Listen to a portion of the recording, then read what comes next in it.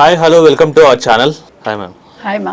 So రీసెంట్గా చూసుకున్నట్టయితే Pune case, Ketan Agarwal case, దాంట్లో రోజుకొక ట్విస్ట్ బయటకు వస్తుంది. వాళ్ళ మదర్ సియా గోయల్ వాళ్ళ మదర్ ఏమంటున్నారంటే, ఒకవేళ కేతన్ అగర్వాల్ని నిజంగా మా అమ్మాయి చంపుంటే సేమ్ అదే ప్లేస్కి తీసుకొని మా అమ్మాయిని ఆ లోయలో దోసి పడేసి చంపేయండి అంటుంది. అండ్ ఆ అమ్మాయి ఇన్వెస్టిగేషన్లో ఏం చెప్తుందంటే, ఆ అబ్బాయికి విగ్ ఉండడం వల్ల నాకు నచ్చలేదు, ఈ పాయింట్స్ అన్నీ చెప్తుంది. అండ్ అమ్మాయి ఏం చెప్తుందంటే, నేనేం చేయలేదు, నా బాయ్ ఫ్రెండ్ చెప్పింది నేను చేసినాను, నా బాయ్ ఫ్రెండ్ నన్ను ఫోర్స్ చేసిండు, నా దగ్గర ఏడ్చిండు అని చెప్తుంది. దీని గురించి ఏం చెప్తారు? కాదండి, అమ్మాయిలకి ఇంత స్వేచ్ఛ ఇస్తున్నారు కదా, నేను అది తప్పు పట్టట్లేదు. అంటే స్వేచ్ఛ అంటే ఇప్పుడు మీరు అబ్బాయిలతో తిరుగుతారు, పెళ్లి దాకా వెళ్తారు, కానీ ఇంట్లో చెప్పే దమ్ము ధైర్యం లేవా మీకు? ఇంట్లో తల్లిదండ్రులను కన్విన్స్ చేసే ధైర్యం లేనప్పుడు ఇంకా ప్రేమకు విలువేంటి? సరే, ఒకవేళ ఇంట్లో వాళ్ళు ఒప్పుకోలేదు, ఇప్పుడు ఇది 600 కోట్లు ఈ అబ్బాయికి వెనకాల ఉంది కాబట్టి కేతన్కి ఈ సంబంధాన్ని తీసుకొచ్చారా వీళ్ళు? సో కన్విన్స్ చేయడానికి ప్రయత్నించారు ఈ అమ్మాయిని తల్లి తండ్రి సియాకి కదా. సో వాళ్ళు కన్విన్స్ చేస్తే ఈ పిల్ల ఎందుకు ఒప్పుకుంది? చచ్చిపోతామని బెదిరించారా నువ్వు ఒప్పుకోకపోతే? మరి తల్లి తండ్రి మాట విన్న పిల్ల ఇప్పుడు ఆ చేతన్ అనేవాడు బెదిరించాడు అంటుంది. ఇప్పుడు నన్ను బ్లాక్మెయిల్ చేశాడు, ఈ విషయాలన్నీ బయట పెడతా అన్నాడు అని. మరి ఈ విషయాలు తల్లిదండ్రికి తెలియకుండా ఉంటాయా? అంటే ఈ అబ్బాయితో తిరిగిన విషయం అయితే తెలిసే ఉంటుందిగా. సో ఈ బ్లాక్మెయిల్ విషయం తల్లిదండ్రికి చెప్పాలిగా. వాడు ఇట్లా చంపమంటున్నాడు అనే విషయం చెప్పచ్చు కదా. ఇప్పుడు ఇవేవి మాట్లాడకుండా తల్లిదండ్రి కూడా తల్లి ముందుకు వచ్చేసి మైక్ ముందుకు వచ్చి, నా కూతురు తప్పు చేస్తుంటే మీరు అక్కడి నుంచే తోసేయండి, ఎవడు తోస్తాడు? ఎవడు తొయ్యాలి? మీరే తొయ్యాలి మీ కూతుర్ని. తోసి మీరు కూడా దూకేయండి. ఎందుకు చెప్తున్నానంటే తల్లిదండ్రులకు తప్పు కనిపిస్తుందండి ఈ మధ్యకాలంలో చాలా. అంటే హత్యల విషయంలో అంటే పిల్లలని బలవంతంగా వేరే పెళ్లి చేయాలనుకోవడం, వాళ్ళు ప్రేమించిన వాళ్ళతో కాకుండా. లేదు, మనం చూసాం బెంగళూరు అన్యాయం అది. 30 లక్షలు కట్టమని కూతురే మొత్తం అందరినీ, తల్లి తండ్రిని చెల్లెల్ని చంపేసింది ఆ ప్రియుడితో కలిసి. అంటే ఎలా ఎక్కడికి వెళ్తుంది సొసైటీ? ఇవాళ అబ్బాయి చేసిన తప్పేంటి? అబ్బాయికి విగ్గుందని ముందే చెప్పుంటాడుగా, నత్తుందని నీకు తెలుసు కదా. తెలిసాక నీ తల్లిదండ్రి చెప్పినప్పుడు నేను చేసుకోను, లేదు నేను చేస్తానని బెదిరి చెప్పావు. ఆ పిల్లాడిని చంపటం ఎందుకు? ఒక్కడే కొడుకుట వాళ్ళకి. ఎంత అన్యాయం అండి అది. వాళ్ళు ఆ తండ్రి ఆశ్చర్యపోతున్నాడు. ఆ పిల్లాడి తండ్రి ఏం చెప్పారంటే, ఆ శవం వచ్చాక ఆ అమ్మాయి మొహంలో ఎక్కడ బాధ కానీ కళ్ళంటి నీళ్ల చుక్క కానీ రాలేదు. ఈవెన్ పోలీసులు చెప్పారు, మీకు గుర్తుందా, మేము ఆ అమ్మాయి భయపడుతుందని.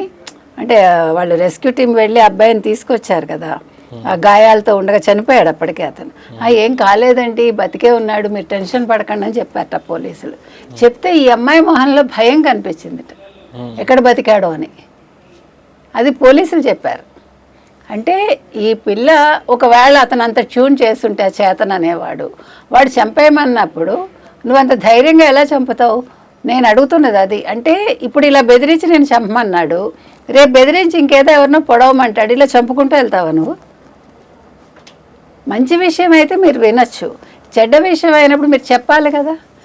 పోలీసులకైనా కంప్లైంట్ చేయాలి కదా, ఇట్లా నేను తప్పు చేశానండి, ఈ అబ్బాయితో తిరిగాను, ఇట్లా మా సన్నిహితంగా ఉండే వీడియోసో లేకపోతే ఫొటోసో ఉన్నాయి, నన్ను బ్లాక్మెయిల్ చేస్తున్నాడు, అబ్బాయిని చంపమంటున్నాడు అని చెప్తే అసలు కేసు ఇంత దూరం రాదుగా. మీరు ఒక మంచి అమ్మాయిగా ఉండేవాళ్ళు ఇష్టమైతే పెళ్లి చేసుకుంటారు, లేకపోతే లేదు. కానీ మీ లైఫ్ భద్రంగా ఉండేది. కేతన్ అగర్వాల్ జీవితం బాగుండేది. ఆ చేతన్ అనేవాడు బ్లాక్మెయిలర్ కాబట్టి వాడికి శిక్ష పడేది. కానీ ఈ అమ్మాయి అతనితో చాలా సన్నిహితంగా ఉన్న తర్వాత కూడా మనం చూసాం ఆ వీడియో కూడా. అంటే ఈ పిల్ల కూడా ఇష్టమైతేనేగా చంపింది. అంటే నీకు చంపడానికి బెదురు ఎక్కడా రాలా, కానీ తల్లిదండ్రిని కన్విన్స్ చేయడానికి మాత్రం బెదురా. నా క్వశ్చన్ అది. కాబట్టి తల్లిదండ్రులు కూడా నేను ఒకటే చెప్తున్నానండి, ఇక్కడ ఈవిడ వచ్చి తల్లి వచ్చి మా పిల్ల తప్పు చేస్తుంటే మీరు తోసేయండి అనే బదులు, మీ పిల్ల తప్పు చేస్తే మీరు తోసేయండి. ఎందుకంటే మీరు బలవంతం చేసి ఉండొచ్చు, మనకు తెలీదు. నాకైతే అలా అనిపిస్తుంది. ఒకవేళ తల్లి తండ్రి బలవంతంగా ఈ పెళ్లికి ఒప్పించుంటే ఫస్ట్ నిందితులు వాళ్ళే. కాబట్టి తల్లి తండ్రి మీద కూడా చర్య తీసుకోవాలి. ఇప్పుడు వాళ్ళు ఒప్పించి ఉండకపోతే అమ్మాయి ఇంత దూరం రాదుగా, వాడు ఎవరితోటో పెళ్లి చేసుకుని పోయి ఉండేది. వాళ్ళు క్రిమినల్స్ అయి ఉండేవాళ్ళు కాదు, ఇక్కడ ఈ మనిషి ప్రాణం పోయి ఉండేది కాదు, ఈ తల్లి తండ్రి వాళ్ళు బ్లేమ్ అయి ఉండేవాళ్ళు కాదు.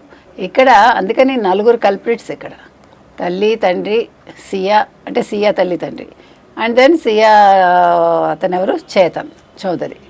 ఈ నలుగురిని కూడా విచారించాలండి. ఇందులో తల్లిదండ్రుల బాధ్యత ఎంత ఉందో కూడా తెలుసుకోవాలి పోలీసులు. ఓన్లీ అమ్మాయిని అబ్బాయిని విచారిస్తే సరిపోదు నేను అనుకోవడం అయితే. సో అంటే బెంగళూరు ఇన్సిడెంట్ కూడా చాలా బాధాకరం. అవునండి. ముగ్గురు పేరెంట్స్ని, ఇద్దరు పేరెంట్స్ని వాళ్ళ చెల్లి ఏం చేసిందని, ఎంతో ఫ్యూచర్ చూడాలి కదా. అంటే చెల్లి ఏం చేసిందంటే ఇప్పుడు ఆ డబ్బులు వచ్చేస్తాయని, చెల్లి ఉంటే డబ్బు రాదు కదా, ఆస్తి కోసం చెల్లిని కూడా చంపేసి ఉండొచ్చు, లేదు చెల్లి ఎదురు తిరిగి ఉండొచ్చు చంపద్దు అని, చంపాక లేదు నేను చెప్తానని ఉండొచ్చు, ఎనీథింగ్ మే హ్యాపెన్ కదా, చిన్నపిల్ల కదా. ఇంత వీక్ మైండెడ్ ఎలా ఉన్నారు అంటే, వీక్ మైండెడ్ అంటారా మీరు? టెక్నాలజీ వచ్చిన తర్వాత కూడా మేము ఇది చేస్తున్నాం అంటే, ఒక చిన్న స్కామ్ చేస్తేనే దొరుకుతారు, ఒక హత్య చేస్తే దొరకరు అని అంత డమ్ముగా ఎలా ఉంటున్నారు. అది కూడా చదువుకున్న, అదే డమ్ కాదండి, అంటే అదొక ఉద్రిక్త స్థితి కదా. అంటే వాళ్ళకి ఏంటి, ఇప్పుడు ఆ 30 లక్షలు తల్లి తండ్రి కట్టాలి, వాడు చేసిన అప్పులో ఈ అమ్మాయి చేసిన అప్పులో, అంతే తప్ప విచక్షణ కోల్పోవటం అంటంగా. విచక్షణ కోల్పోయినప్పుడు మనిషికి ఏమీ తెలియదు, అప్పుడు ఏముంటుంది, ఆ పని అవ్వాలంతే. ఓకే నువ్వు వినలేదా, కోపంలో చంపడమో కొట్టడమో చేస్తారు, అది విచక్షణ కోల్పోవడం అంటాం. మీరు డంబ్ అవడంగా, మీ చదువుకి దానికి సంబంధం ఉండదు. మీరు ఎంత చదువుకున్నా ఎంత చేసినా మీ మనసు మీద మీకు కంట్రోల్ లేనప్పుడు, మీ థాట్ మీద మీకు కంట్రోల్ లేనప్పుడు అలాగే చేస్తారు. కాబట్టి ఇక్కడ వాళ్ళకి విచక్షణ లేకపోవటం ఏమీ లేదు. ఇక్కడ ఏంటంటే వాళ్ళది ఒక క్రియల్ మెంటాలిటీ అంతే. ఇప్పుడు అమ్మాయికి ఏంటంటే ఆ 30 లక్షలు అప్పులు తీర్చేయాలి తల్లి తండ్రి, వాడంటే ప్రేమ. ఏంటిది, నీకు ప్రేమ అయితే నువ్వు తీర్చుకో, నువ్వు కష్టపడు, తల్లిదండ్రి ఇంతకంటే మంచి సంబంధం తీసుకొస్తా ఉన్నారు, వద్దు నేను రానన్ను అక్కడితో వదిలేసిగా వాళ్ళని చంపటం ఎందుకు, డబ్బులు ఇమ్మని. నేను అదే చెప్తున్నా, తల్లిదండ్రులు కూడా ఫోర్స్ చేయకండి. ఇప్పుడు వాళ్ళు చదువుకున్నారు, ఉద్యోగం చేసుకుంటున్నారు, ఆ పిల్లకి అతనితో ఉండడం ఇష్టమైంది, మీరు చెప్పారు వినలేదు, ఫోర్స్ చేయద్దు. నువ్వు రా, నీకు మన వాళ్ళల్లోనే చూస్తాను, ఇది కుదరదు, పరువు పోతుంది. ఇప్పుడు ఏం పరువు పోయింది, మొత్తం ప్రాణమే పోయింది.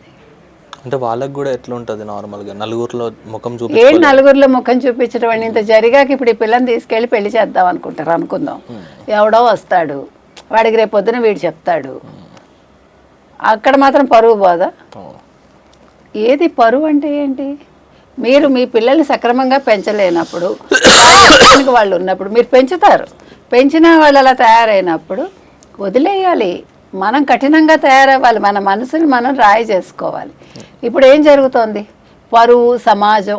ఇప్పుడు సమాజంలో విలువలు ఎక్కడున్నాయి, ఉన్నాయా? ఏది విలువలు? మీరు 2 పెళ్ళిళ్ళు చేసుకుంటే మీరు గొప్పవాళ్ళు, మీరు భార్యను వదిలేసి ఇంకెవరినో పెళ్ళి గొప్పవాళ్ళు, వాళ్ళకి సపోర్ట్ దొరుకుతుంది, ఈ భార్యకి సపోర్ట్ దొరకట్లేదు. మీరు చూడండి కావాలండి. సో ఇప్పుడు సమాజం అలా తయారైంది. పిల్లల్ని మీరు కంట్రోల్ చేయలేనప్పుడు వాళ్ళు అగ్రెసివ్గా ఉంటారు.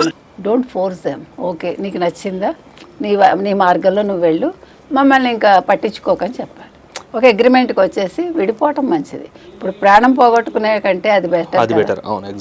ఇప్పుడు ఆ పిల్ల కూడా అన్యాయంగా బలైపోయిందిగా, చెల్లి కూడా. ఆ అమ్మాయితోటి హ్యాపీగా ముందుకు వెళ్ళొచ్చుగా. నేను అంటున్నది అది. మీకు సినిమాలు కూడా వచ్చాయి చాలా ఇలాంటివి.